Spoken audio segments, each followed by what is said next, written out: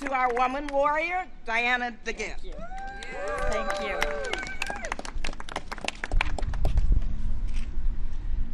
Thank you so much, Barbara. Well, as you've heard, it was 2 years ago today when the Supreme Court, for the first time in our nation's history, took away a freedom that all Americans have. And the results were swift and they were devastating. 21 states have banned or severely restricted abortion, and those laws took effect the very next day after the Dobbs decision.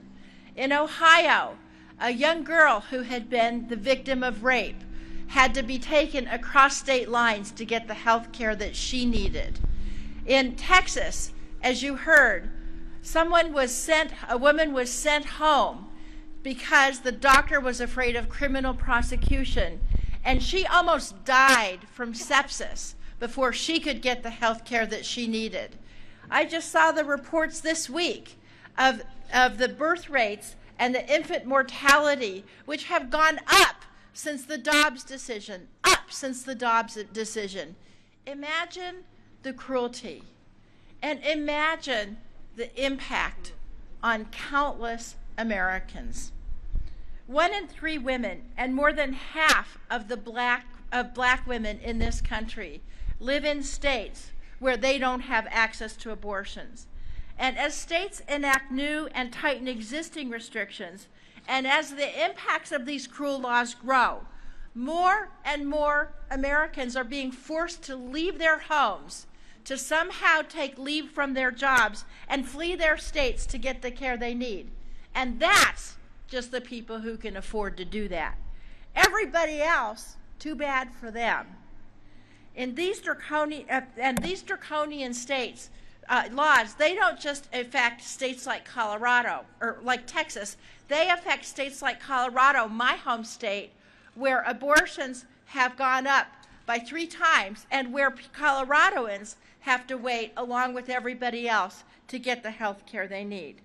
So what have the House Republicans done to alleviate this problem? They refused to take up the Women's Health Protection Act, but not only that, 187 members of the House Republican caucus have co-sponsored legislation that says that pregnancy that personhood begins when the egg and the sperm meet, giving those fetuses the same rights from conception that all of us have today. What would that mean if that became law, that 187 of them have sponsored?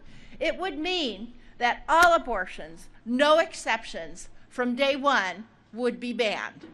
It would mean that in vitro fertilization would be banned. It would mean that many common forms of birth control would be banned. And it would mean that life-saving stem cell research would be banned. I am not exaggerating. This is the agenda of the far right-wing extreme House majority. They don't really want to talk about it right now because they realized that the vast majority of Americans and the vast majority of their constituents oppose these extreme laws. But make no mistake, if they keep the House, if they take the Senate, and if Donald Trump wins the White House, this is exactly the far right majority that will enact these laws. We simply cannot let this happen on behalf of the American people, and we will not let it happen. One of the first bills we will pass in Congress, when we take the majority and Hakeem Jeffries becomes the next speaker, is the Women's Health Protection Act. And we will restore freedom for all Americans to make their own health care decisions, including abortion, for everybody in every state in this country, because that's the way we do it in America. I'm now pleased to introduce the primary sponsor of the Women's Health Protection Act, another fierce warrior for choice, Congresswoman Judy Chu.